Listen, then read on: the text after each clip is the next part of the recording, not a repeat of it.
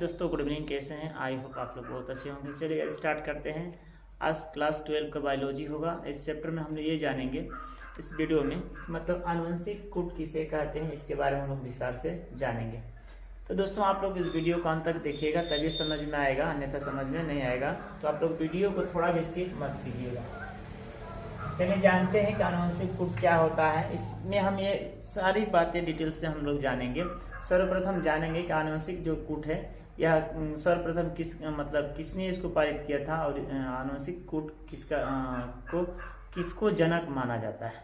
तब उसके बाद हम परिभाषा देखेंगे और तब उसके बाद हम देखेंगे कितनी प्रकार की इनकी विशेषताएं होती हैं, कौन कौन सी होती हैं, उनके बारे में हम लोग विस्तार से जानेंगे। तो आइए दोस्तों, सर्वप्रथम जानते हैं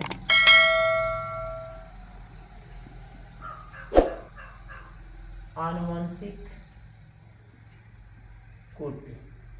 ठीक है ना। आनुवंशिक कूट की परिभाषा या आनुवंशिक कूट का जनक किसे माना जाता है। तो दोस्तों, मैं बता देना चाहता हूँ आनुवंशिक जो होता है, ठीक है ना, वह कूट जॉर्ज गेमो ने सर्वप्रथम इसे क्या किए थे, पारित किए थे। जॉर्ज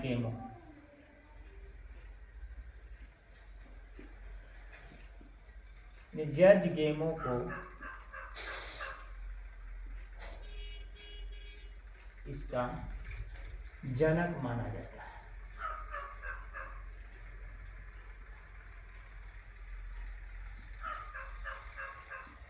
जनक माना जाता है। जॉर्ज गेमो को क्या आनुवंशिक कूट का जनक माना जाता है, क्योंकि उन्होंने ही सर्वप्रथम क्या किए थे, इस आनुवंशिक कूट को अपने प्रयोग में यानी परिभाषित किए।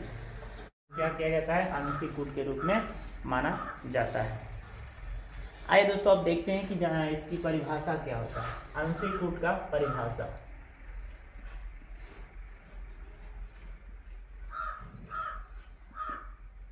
आनुवंशिक कूट का परिभाषा क्या होता है, इसके बारे में हम लोग जानेंगे। आई होप ये तो पता चल गया कि जॉर्ज गेमो ने उसका आनुवंशिक कूट का क्या है, जनक है। अब इसकी परिभाषा क्या होती है, इसके बारे में हम लोग विस्तार से जानते हैं।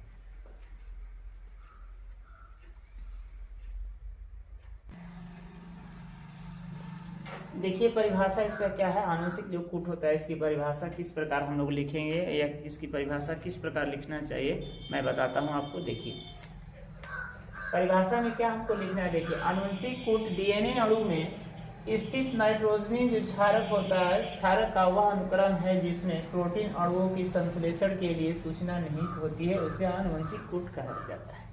उसे हम क्या कहते हैं, आनुवंशिक कूट कहा जाता है। जो डीएनए होता है ना, डीएनए में कह रहा है कि आनुवंशिक कूट किसमें पाया, डीएनए के अणुओं में। ठीक है ना। डीएनए के अणुओं में क्या स्थित नाइट्रोजनी क्षार। नाइट्रोजनी क्षार कितने प्रकार के, दो प्रकार के, क्योंकि पहले हम बता दिए नाइट्रोजन क्षार कितने प्रकार के, दो प्रकार के। एक होता है प्यूरिन और एक होता है प्रिमिडिन। ठीक है ना, ये होते हैं। अब इसके जो नाइट्रोजन की क्षार है, इसमें जो उपस्थित अणु है, ठीक है ना, उसी का बात कहा जा रहा है। तो इसमें कितने प्रकार के, दो प्रकार के, ये हम बताए हैं, ए और जी। और इसी कितने प्रकार के, तीन प्रकार के। कौन कौन, ये होता है टी और एक होता है सी और एक होता है यू। ठीक है ना। पिरिमिडियन कितने, तीन प्रकार के, और प्यूरिन कितने, दो प्रकार के, ए और जी। वही कह रहा है आनुवंशिक कूट डीएनए के अणुओं में स्थित नाइट्रोजन क्षारक का वह अनुक्रम है जिसमें प्रोटीन अणुओं, ठीक है ना, की संश्लेषण के लिए सूचना निहित होती है, उसे आनुवंशिक कूट के नाम से जाना जाता है। जैसे कि हम लोग जानते हैं, हम एक और चीज आप लोगों को बताए हैं, डीएनए से एमआरएनए बनता है। ठीक है ना, एमआरएनए, और इसमें से क्या बनता है, प्रोटीन बनता है। यानी डीएनए से जो मतलब कि जाता है वो किस में जाएगा, इंफॉर्मेशन एमआरएनए में, और एमआरएनए से क्या बनता है, तब प्रोटीन में मतलब कि जाता है। और वैसे प्रोटीन का काम कौन करता है, राइबोसोम का ही होता है, ये तो आप लोग जानते ही। ठीक है ना। तो ये चीज होता है इसकी परिभाषा। दोस्तों, ऐसे आप लोग को परिभाषा लिखना है। ठीक है ना।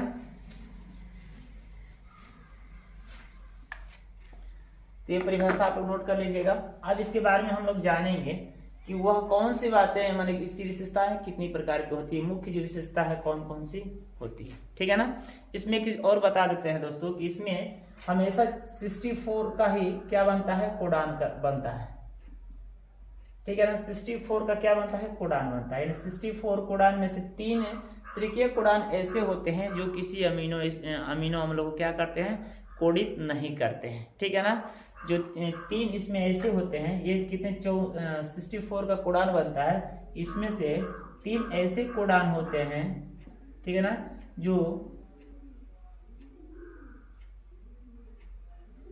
किसी भी एमिनो अम्ल को, किसी भी एमिनो अम्ल को कोडित नहीं करते हैं।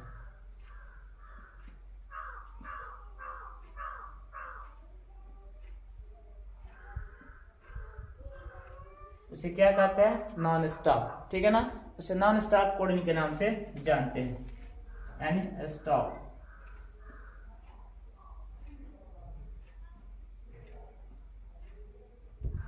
कोडिंग के नाम से जानते हैं, ठीक है ना। नॉन स्टॉप कोडिंग भी कह देंगे या स्टॉप कोडिंग भी कह देंगे, यानी वो 3 जो ऐसा होता है जो क्या करता है, वो कोडिंग की किसी को कोडिंग नहीं बनाता है, किसी का अमीनो में भाग नहीं लेता है। सिर्फ कितना का बनता है, 61 का ही बनता है। यही क्या करते हैं, 20 एमिनो एसिड में क्या करते हैं, भाग लेते हैं और 20 एमिनो के साथ में क्या करते हैं, संयोज करके प्रोटीन का निर्माण करते हैं। तो ये चीज आप लोग को समझ में आ गया।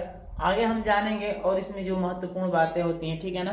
वैसे तो आप लोग को पता ही है कि हमारे शरीर में कितने एमिनो एसिड पाए जाते हैं, 20 एमिनो एसिड पाए जाते हैं, ठीक है ना। उन्हीं 20 एमिनो एसिड को कौन किस प्रकार कोडिंग करता है, किस प्रकार एक दूसरे के विपरीत जोड़ता है, वही चीज इसमें जानना है, ठीक है ना। तो हमारे शरीर में कितना एमिनो एसिड पाया जाता है, 20, ठीक है ना। 20 एमिनो एसिड,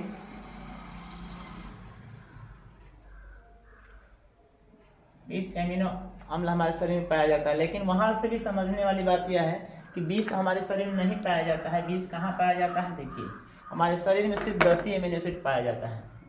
हमारे शरीर में सिर्फ 10 पाया जाता है, ठीक है ना। और 10 हमको कहाँ से मिलता है, 10 जो हमको लेना है वो 10 हमारे भोज्य पदार्थ से मिलता है। 10 कहाँ से मिला, 10 भोज्य पदार्थ से।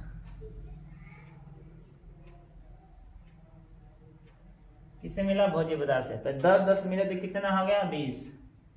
यही 20 एमिनो एसिड का बात कर रहा है, यही 20 एमिनो अम्ल जो हमारे शरीर में पाया जाता है, इसी को कहा जा रहा है। तो 10 हमारे में फिक्स रहता है और 10 हमको भोज्य पदार्थ से लेना होता है। आई होप कि चीज समझ में आ गया। अब आगे बढ़ते हैं और आगे देखेंगे कि आनुवंशिक कूट की विशेषताएं क्या क्या होती हैं।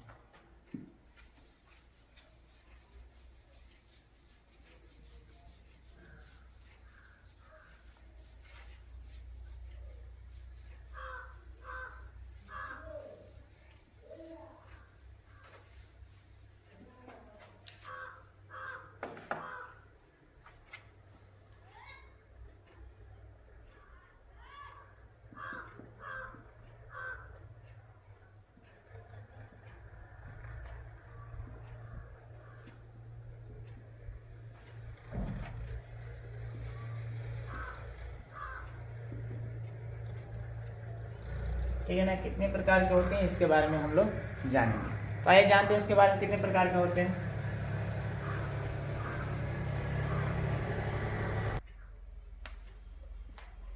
आज दोस्तों अब देखते हैं कि आनुवंशिक कूट की विशेषता क्या क्या होती है, इसके बारे में हम लोग जानेंगे। सारे पॉइंट्स मैंने यहाँ पर नोट्स कर दिया हूँ, आप लोग को बस समझना है और देखना है। ताकि मैं नोट्स इसलिए कर दिया हूँ ताकि वीडियो लंबा ना हो पाए। ठीक है, आइए समझते हैं।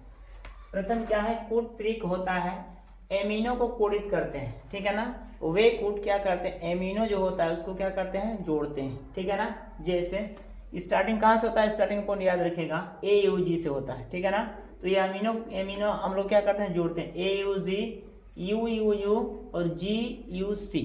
ठीक है ना, ये 3 कोड होते हैं, क्या करते हैं, अम्ल को जोड़ते हैं। दूसरा देखिए कूट कैम्बवाहिनी। ठीक है ना, कूट कैम्बवाहिनी जो RNA में उपस्थित न्यूक्लियोटाइड को बिना कामा को लिखा जाता है। जो RNA में उपस्थित जो न्यूक्लियोटाइड होते हैं उनको कामा दे करके नहीं लिखा जाता है। ठीक है ना, जैसे हमने यहाँ पर दे करके कामा लिखा है ना, इसमें जो हमने लिखा इसमें कामा दे करके नहीं लिखा, इसी को उसमें कहा जाता है, इसमें कामा नहीं होता है RNA में, याद रखिएगा। तीसरा देखिए क्या है, कूट सार्वत्रिक होता है, कूट सार्वत्रिक हर जगह पे उपस्थित होता है। एक कूट एक अमीनो अम्ल क्या करता है, कोडित करता है। उसका एक विशेष होता है और उसका एक भविष्य होता है कि एक ही कूट जो होगा एक अमीनो के साथ ही क्या करेगा, वो जोड़ेगा, एक से अधिक को जोड़ नहीं सकता है। तो जैसे ए को जोड़ेगा टी से तो ए जोड़ेगा जी से, यानी एक ही को जोड़ेगा, एक से ये नहीं हो सकता कि एक अब टी से जुड़ा है तो ए को फिर मतलब कि जी से जोड़ दिया जाए या ए को फिर से सी से जोड़ दिया जाए, इस तरह का नहीं होता, एक के साथ एक ही जुटेगा।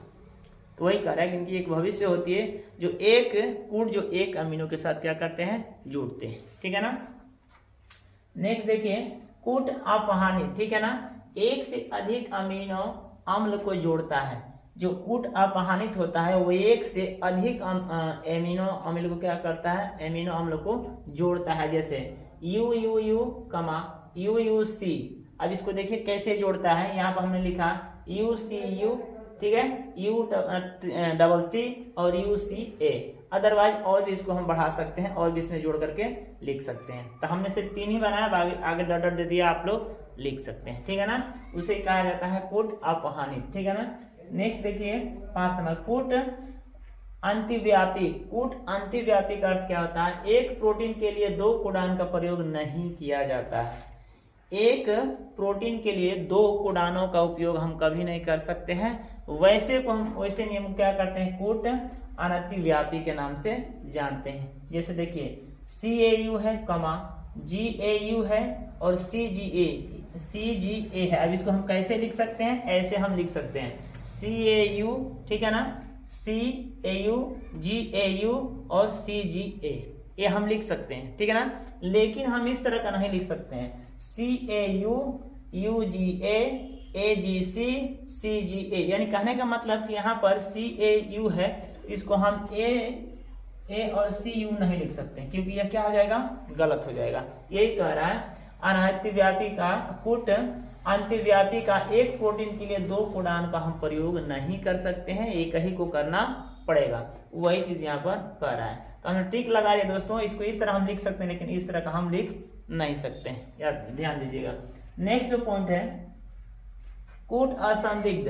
कूट असंदिग्ध में क्या होता है, एक कूट एक अमीनो अम्ल को ही जोड़ता है, यानी कोडित करता है, एक से ज्यादा को कोडित नहीं कर सकता है, ठीक है ना।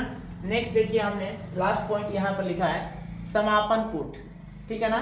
समापन कूट का अर्थ ये होता है कि 64 जो कोडान होते हैं उसमें से 3 ऐसे मतलब कि कोडान होते हैं जो मतलब कि त्रिकक होते हैं, जो किसी एमिनो एसिड के साथ क्या करते हैं, संयोग नहीं करते, यानी एमिनो अम्ल क्या करते हैं, जोड़ते हैं नहीं, उसके साथ कोई कोडान नहीं बनाते हैं। लेकिन जो 61 होता है वही क्या करता है, कोडान बनाता है। तो ये हमने लिखा है कि 64 में से एक कूट AUG, ये स्टार्टिंग पॉइंट होता है, ठीक है ना, होता है। 3 असमापन कूट होते हैं, जैसे हमने यहाँ पर लिख दिया, ये कभी भी एमिनो अम्ल के साथ में क्या करते हैं, कोडान नहीं बनाते हैं। जैसे UAA UAG और UGA, ये कभी भी मतलब क्या करते हैं, कोडान नहीं बनाते हैं, एक अलग है। तो ये आपको याद रखना होगा, ठीक है ना। और समापन कूट इसी को कहा जाता है। आई होप के पॉइंट्स क्लियर हो गया। अगर ये पॉइंट्स क्लियर हो गया तो आगे की तरफ हम बढ़ते हैं और देखते हैं अगला पॉइंट्स क्या है।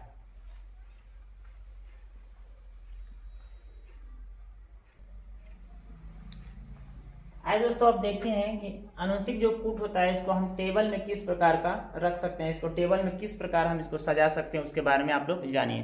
तो सबसे पहले 64 को करने के लिए हमको क्या करना पड़ेगा, 64 को करने के लिए हम लोग को टेबल बनाना होगा। टेबल कुछ इस प्रकार आप लोग को बनाना होगा।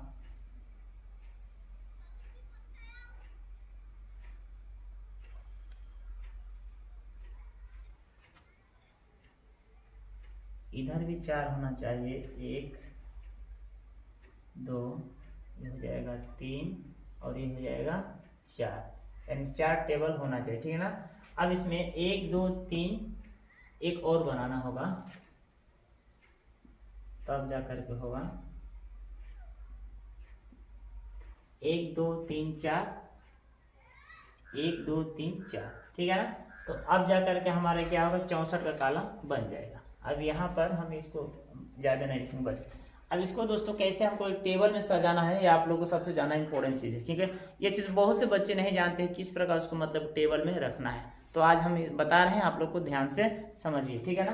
देखिए सबसे पहले हमको क्या करना है, जो कोड है कितना का है, 4 का, U C A और G। जो हमने यहाँ पर लिखा इसी को हम फिर यहाँ पर लिखेंगे U C A और G। इतना हो गया ना। तो अब इन्हीं को फिर हम एक क्या करेंगे, इसको पहला मान लेते हैं, पहला, इसको दूसरा, और जो इसी को फिर हम इस टेबल में लिखेंगे उसको हम तीसरा मान लेते हैं, ठीक है ना, तीसरा। अब देखिए पहला, दूसरा, तीसरा, अब इसको हम क्या करेंगे, एक एक कॉलम में हम इसको नोट कर देंगे, जैसे UCAG, ठीक है ना। इसको हम क्या करेंगे, कॉलम में नोट कर देंगे और देखेंगे कि किस प्रकार। तो हमें क्या करना है दोस्तों, सबको एक एक में क्या करना है, जैसे हमने पहला इस कॉलम में हमने भर दिया, उसी प्रकार इस कॉलम में भरेंगे, इस कॉलम में भरेंगे और इस कॉलम में। तो फटाफट इसको भर दीजिए, UCA और ये हो जाएगा G, UCA और G, UCA और G, ठीक है ना। इस तरह का हमने जो पद हमने यहाँ पे लिखा उसी पद को इधर हमने लिख दिया, फिर उसी पद को एक कॉलम में हमने क्या कर दिया, इन्वॉल्व कर दिया। अब देखिए इसको कैसे हमको सजाना, कैसे समझ, ये बहुत सबसे इंपॉर्टेंट चीज है, आप लोग समझना सब जरूरी। देखिए पहले इसमें से हम क्या लेंगे, U लेंगे, तो यहाँ पर U लिख लीजिए, ठीक। फिर इसमें का एक U लीजिए, हमने एक U यहाँ पर लिख दिया, ठीक है ना। अब इसको छोड़कर अब इसमें से एक U ले लीजिए, ठीक है ना। यहाँ पर एक U हो गया, एक U, 2 और एक हो गया 3, समझ में आ गया। अब देखिए, और फिर यहाँ से एक U लीजिए, फिर एक यहाँ से U लीजिए, हो गया। अब फिर यहाँ से एक C लीजिए, समझ में आ गया ना। ध्यान से देखिएगा, थोड़ा सा वीडियो स्किप मत कीजिएगा, ठीक ना, नहीं तो समझ में नहीं आएगा। फिर इसको U लीजिए, फिर इसको U लीजिए और फिर यहाँ से A लीजिए, ठीक। और फिर यहाँ से U लीजिए, फिर यहाँ से U और वहां से G लीजिए, ठीक है ना, समझ में आ गया। तो इसी तरह दोस्तों हमको क्या करना है, पूरे टेबल को क्या करना है, भरना है। अब फिर इसमें जब हम भरेंगे तो इसमें हमको भरना है, तो क्या करेंगे, यहाँ से U लेंगे, ठीक। अब यहाँ से फिर एक U लेंगे, ठीक। अब यहाँ से क्या करेंगे, इसको लेंगे U, तो यहाँ पर सेम हो जाएगा, लेकिन ये वाला दोस्तों गलत हो जाएगा। यहाँ से हम क्या करेंगे, इसको U लेंगे और इसको हम C लेंगे और फिर यहाँ से क्या लेंगे, U लेंगे। अब इस पद को हम लेंगे एक बार और फिर यहाँ से एक बार, और फिर लीजिए U, फिर U C, फिर हो गया C, फिर लीजिए U C A, फिर लीजिए U C और G। इसी तरह का हमको क्या करना है दोस्तों, 4-4 कोडान करके प्रत्येक टेबल में क्या करना है, भरना है, ठीक है ना। तो इस प्रकार आप लोग इसको मल्टीप्लाई करके भरना है। ध्यान रखिएगा, एक बार इसको लेना तो फिर एक बार इस टेबल से भी लेना है, ठीक है ना। तो इस तरह करके आप इस टेबल को पूरा भर लीजिएगा। भरना दम आसान चीज है, बस ऐसे आप लोग थोड़ा सा ध्यान देंगे तो भर लेंगे। घबराने की थोड़ी सी भी बात नहीं है, आप लोग भर लेंगे। मैं जो ट्रिक दिखा दिया हूँ इस तरह का दोस्तों, देखिए मैंने पूरा इसको भर दिया। आप लोग इसको पूरा क्या कीजिएगा, इस तरह का भर लीजिएगा, ठीक है ना। और भरने के बाद ये आप लोग का टेबल क्या हो जाएगा, तैयार हो जाएगा, ठीक है ना। हमने 1 पद, 2 पद और 3 पद इस तरह लिख दिया। आप लोग किताब में बहुत ये फर्स्ट, सेकंड, थर्ड भी दिया गया होगा, उसको भी आप लिख सकते हैं, इससे कोई टेंशन नहीं। बस मैं समझने के लिए लिख दिया हूँ फर्स्ट और सेकंड और थर्ड। तो आप लोगों को दोस्तों ये टेबल इस तरह का बनाने आना चाहिए, क्योंकि पेपर में पूछा जाता है। इस तरह का टेबल आपको दिखाना होगा बना करके। तो आई होप कि यह टेबल आप लोगों को समझ में आ गया हो किस तरह बनाना है। अगर टेबल समझ में आ गया है तो मेरे वीडियो को लाइक कर दीजिए, मेरे चैनल को सब्सक्राइब कीजिए और ज़्यादा से ज़्यादा शेयर कीजिए, ताकि और भी बच्चों को इस वीडियो से हेल्प मिल सके। तो बस दोस्तों आज की वीडियो में इतना ही जानेंगे, फिर अगले वीडियो में एक ऐसा ही टॉपिक लेकर आएंगे। तब तक के लिए इजाज़त दीजिए। जय हिंद, जय भारत।